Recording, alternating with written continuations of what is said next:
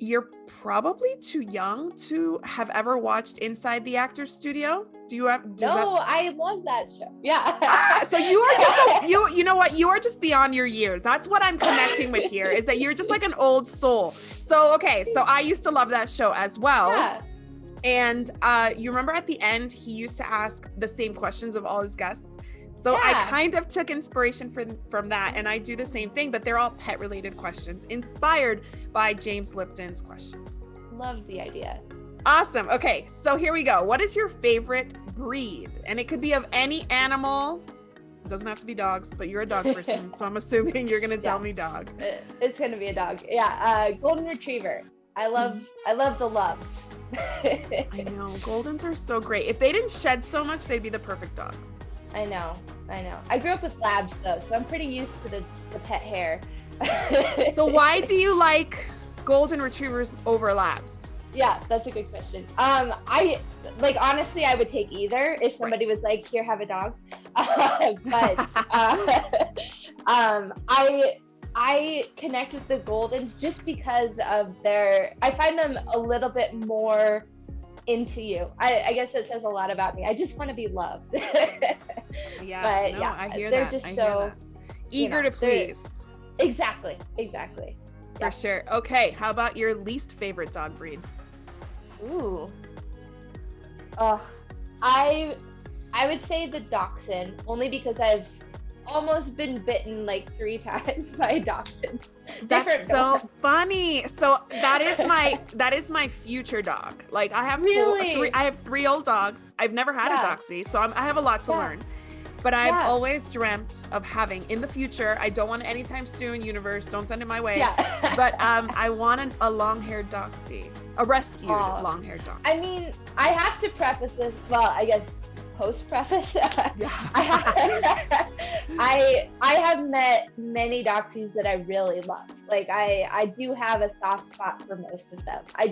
They're not the dog that I gravitate towards. What do you think about that? Do you think that they're a little harder to train? What is it about them that like you're not like super convinced by?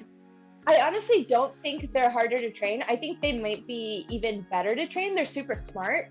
They're really fun. They're very adventurous. Maybe I'm changing my mind on Dachshunds, but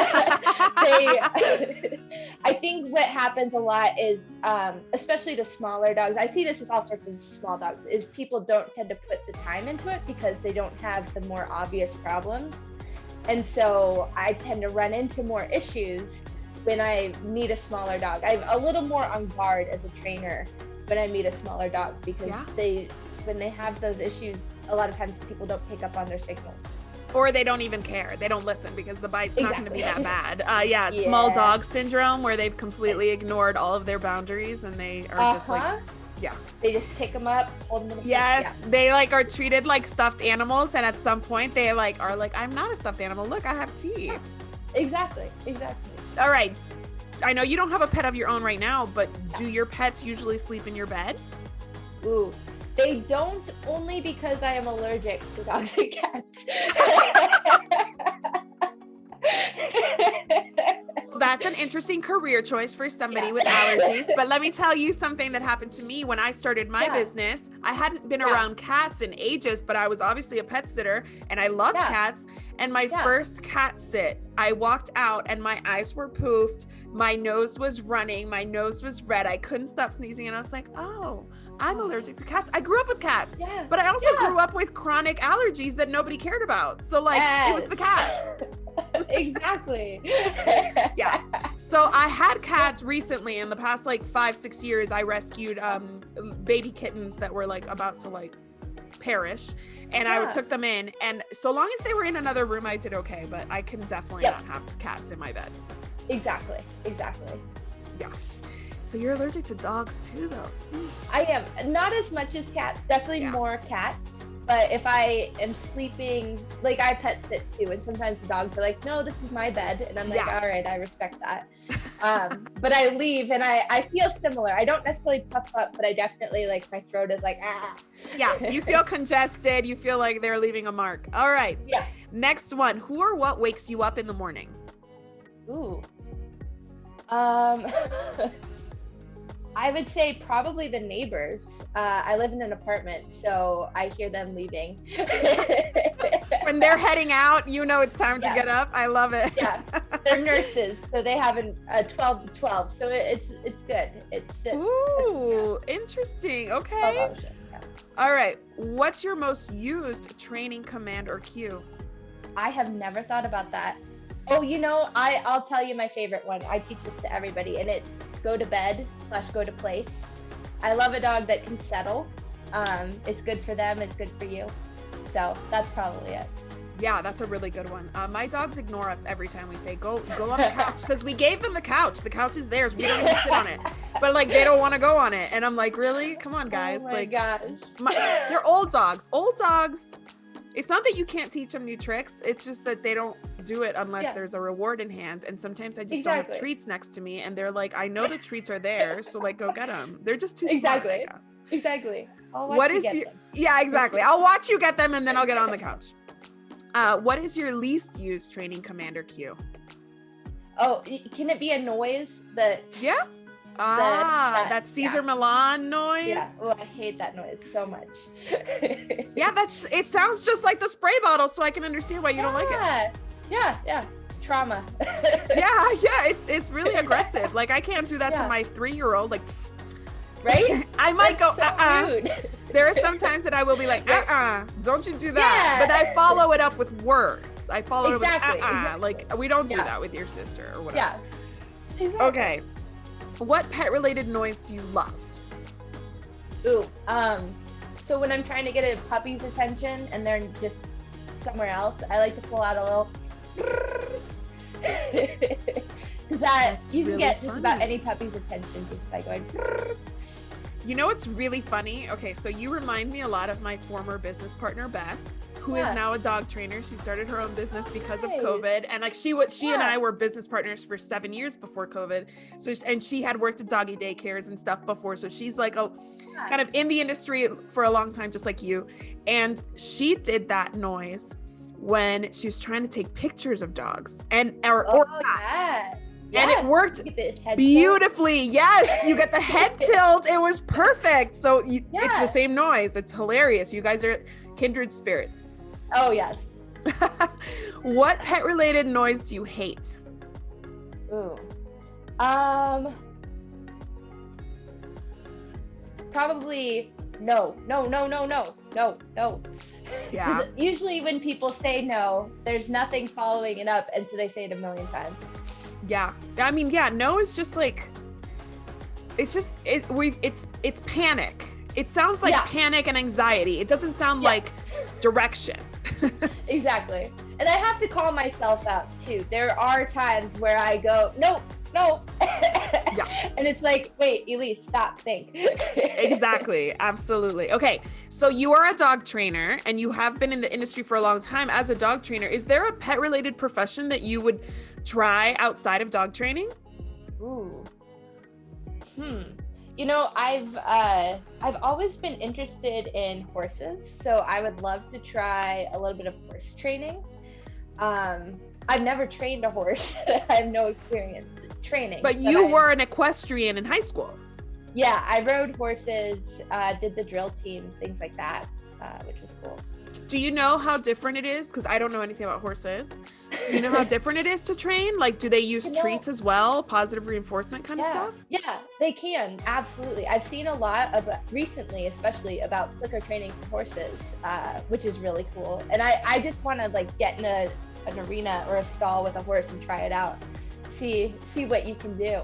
That's so cool. Yeah, I mean, clicker training is being used for cats too. So if cats can be trained with clickers, pretty much any animal can be trained with clickers. Absolutely. What pet-related profession would you never want to try? Probably groomer. I feel like I would be very stressed and very stuffy with my allergies. That's true. You wouldn't be able to see what you were doing with your watery eyes, for sure. All right, last question, and this is where we get a little more introspective. I call this part of the show last call because when you're at a bar, you kind of get a few drinks in you, and then you start making friends with everybody and sharing your whole life story. So here we go.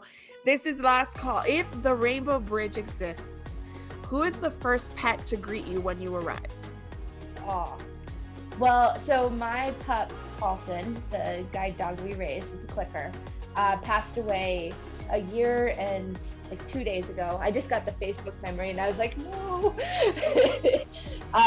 And it was horrible because it was right at the beginning of the pandemic and all this stuff was going on and I couldn't be there. And so Paulson would be there and I would give him the biggest hug.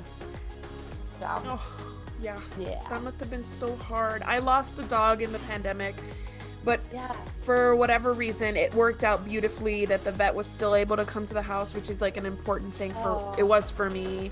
And it almost became like one of those situations where we were going to have to take her to the vet and then only one of us was going to be in there. And it became like we actually were able to like, luckily because of the vet, she turned things around for us, but I can't imagine how hard it must have been to be kind of far away, feeling helpless. Yeah. A dog it that's was been, really how rough. long was that dog in your family? So he was 13 and we got him when he was 8 weeks old, I mean. And yeah, so my parents, he was living with my parents. I was staying at work. I was living at work, working with the dogs, and they had to, it was very sudden, very unexpected. One day he was fine, the next day he wasn't. And so they FaceTimed me and it was horrible because I had to say goodbye via FaceTime. And at that same time, I couldn't, go see my parents and, so. And be together and support each other, right? Yeah, it was uncomfortable, but honestly though, I was really glad that he went quick. I've had labs my whole life and they tend to collect different illnesses as they get older. And so it's like, you're constantly like, oh, is this the time? Is this the time? But with him, it was like, there's no decision. It's just, this is the time. Yeah.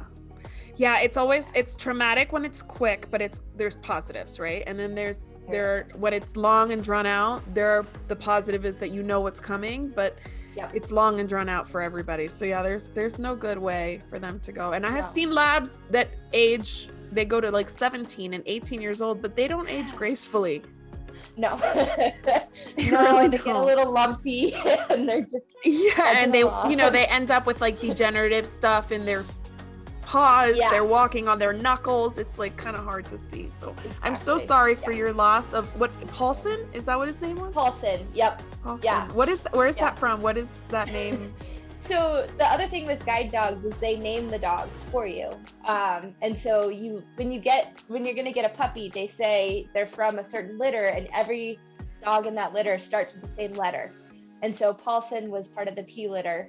We almost got Peso, I think, but we got Paulson instead. Peso as a name. I love that. I'm going to keep that because that's kind of funny. It's a good one. It is a good one. I love it. Well, thank you so much again for spending your time with me, for getting to know me and for letting me get to know you. I'm so excited for you. Congratulations again on your business and best of wishes for everything. Yeah, I've had the best time. It's been so nice to talk to you. Likewise. Thanks again and enjoy what's left of the weekend. It's not a lot. Yes, but it'll be nice. Yeah, for sure. Enjoy that drink. Have another. It's Sunday night. Oh yeah, absolutely. All right.